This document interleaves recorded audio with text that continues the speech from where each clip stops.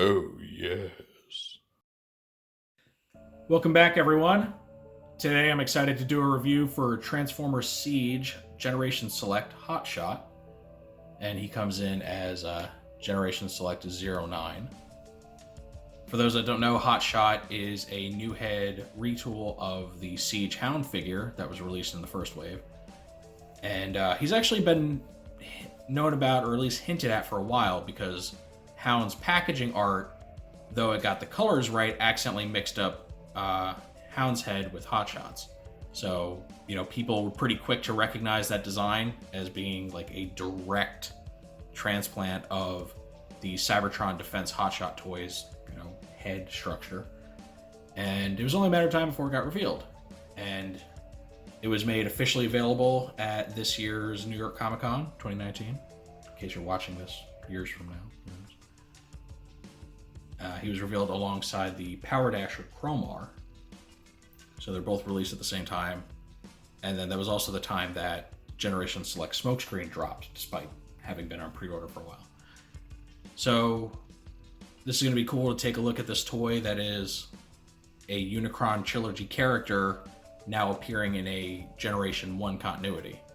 The closest we've had so far is the Galaxy Upgrade Optimus Prime, but though he's designed like the Unicron Trilogy Optimus, he is still meant to be G1 Prime. So this ought to be really interesting. If you've seen my reviews before, you know how this works. We're going to take a look at the packaging.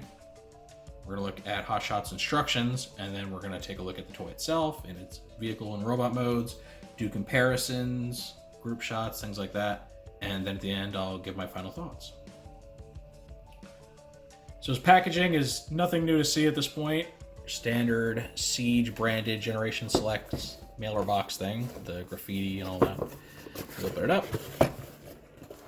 And here is Hotshot, looking very cool and definitely giving me some nostalgia vibes of, an era long past at this point, because I don't think we'll ever go back to the aesthetic that the Unicron trilogy brought us. But yeah, you can see he's got the same accessories as Hound, for better or for worse. The new head right there, and you see his instructions in the back. And here is the instruction book. See Hotshot pointing his weapons at you, looking very angry. So that's cool. Usually these are like just a neutral pose. I got a serial number there. The front part, as usual, is the just transformation of the vehicle mode, how to store the weapons on the vehicle mode. Flip it over here, you got your cross cells and stuff, and then you got his weapon loadouts. Now, this was obviously designed some time ago because it doesn't follow the recent trend of placing the weapon names in the ancient Autobot alphabet, so you can actually read them, and it does even cover the combined mode, unlike the newer instructions. So let's see what we got. The smaller weapon, one that would go on Hound's shoulder normally, it's called the RT-10. It's the infrared electroscope launcher. Okay. And then the bigger weapon here is just called the W5 Hollow Beam Refraction Blaster, which, I don't know, were these the names of Hound's weapons? Kind of feel like it was. Alright, and then you have the combined mode. Shows you how to do this. Just put them all as one big old thing here. It's called the HD Vector Beam Mega Blaster. So, those are the recommended configurations. And here is Hotshot's vehicle mode. You can see it's the same old Jeep Humvee type vehicle that Hound turns into. That little spare tire looking thing on the back. Or I think somebody said it was like a gas can or something. You got the weapons painted red, just like the Cybertron Defense Hotshot's weapons were. And he's got a big Autobot symbol on here. Now, two things that disappoint me about this. One, the fact that he doesn't have new weapons that are more reminiscent of the original Cybertron Defense Hotshots. And also, kind of a missed opportunity here, nice looking Autobot symbol, but it really should have been the special one that you'll see on the original toy here in a second. So I feel like there's some wasted potential. Now, I'm not shocked that he doesn't come with new weapons. So far, none of the Hasbro-produced Generation Select toys have. They, at most just have a new head. Always come with the same weapons and everything, so... Yeah, it's to be expected, though. I wouldn't be upset if they surprised us. And he's got his battle damage on the front. Right there. And a little bit here toward the back end. And a whole bunch of Robo Kibble on the bottom side here, underside. And I've got the same criticism of his vehicle mode that I do of Hound's, just the really obvious arms hanging down underneath. It kind of kills the silhouette a little bit. He does roll really well, so that's good. Here he is with Hound, just so you can see how they stack up.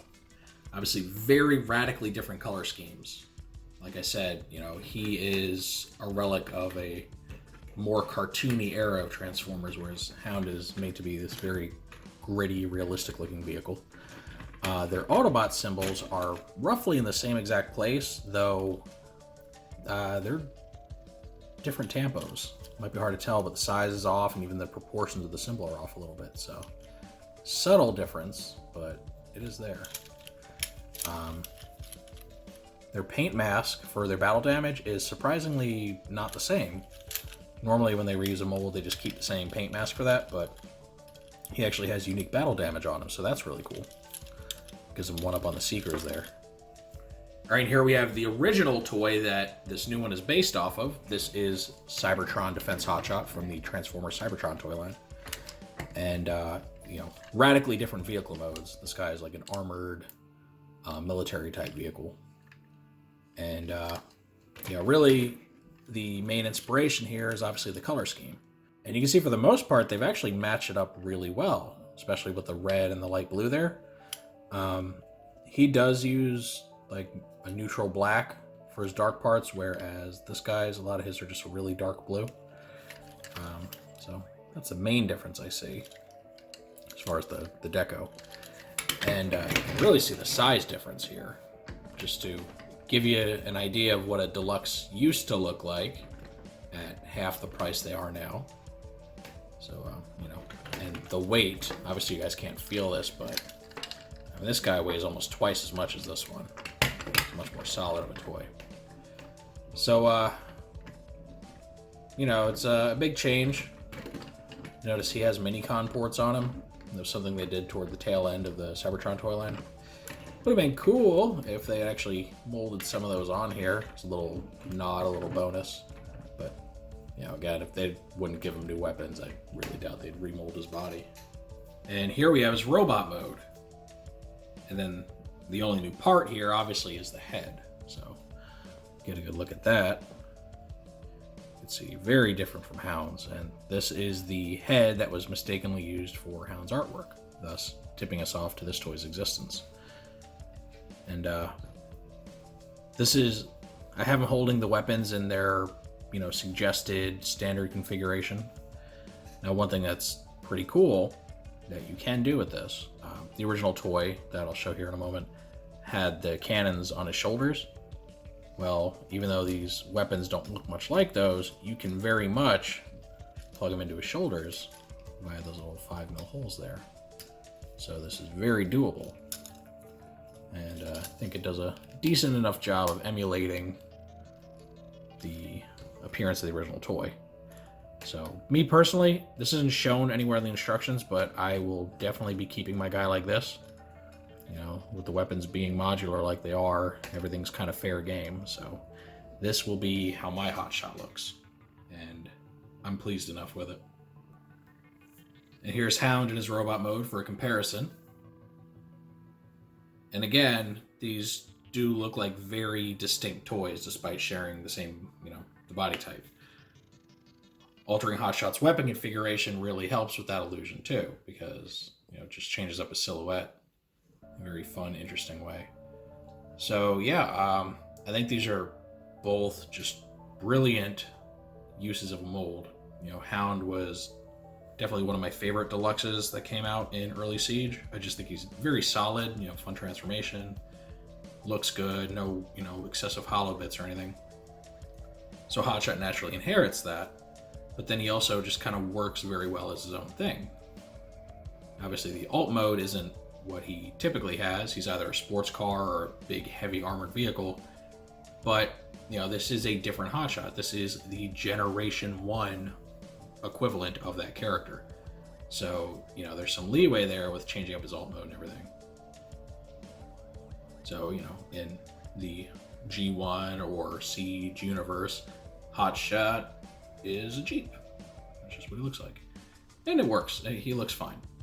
It's kind of a nice blend of his sleek and heavy aesthetics that he carried throughout the Cybertron series. And here's old school hotshot again. And you can see these two look almost nothing alike. Aside from their head and their color scheme, they're just completely different silhouettes. This guy is phenomenally top heavy, and his armament admittedly is much more impressive. He's got the dual cannons, which can actually open up with a cyber key. He's got little weapon pods inside his shoulders. His shin panels can flip around to reveal more, like little missile launchers. So he's really armed to the teeth. Now there's pros and cons to both these guys. The old hotshot is generally a more solid toy. He's from a time in the Transformers franchise where $10 to $15 netted you quite a bit of plastic. So he's very solid. He's very well built. Comes with a lot of cool accessories and all that. Got a little switchblade thing down here. He does lack for posability though. That is kind of one of his downsides. Because he has these massive shoulders, they are kind of limited in range, and he does lack ankle tilt, right? So he's basically just stuck in a very neutral standing position. So that is his downside. Whereas the new hotshot, being a Siege toy, is very, very posable. He's got everything, the full shoulder articulation, bicep swivel, elbows, wrist articulation, head, waist, hips, knees, thigh swivel. It's got ankle tilt, but it's ratcheted, so it really only has one natural standing position. Doesn't do much more. But it does allow him a more natural stance, because nobody stands like this. Not for any length of time, anyway. And there you have it. The first new hotshot toy we've received in, a decade? I think it was the 2008 Universe line, right? The yellow hotshot. So that's cool. It's really great to see this character finally get remade. And that's what I really like to see with, this new direction that Generations and War for Cybertron and all that are going. Integrating aspects from non-G1 continuities into a greater Generation 1 continuity. I think that's really the best way forward, right? I think they've created just so many continuities now that there's just no way to really handle them all properly. A lot of them are just going to get forgotten about. So, the next best thing, if you can't just keep all the continuities going, just, mix them together. We had Barricade, movie Barricade brought in. We have Hotshot here. We have an homage to, Galaxy Force Optimus.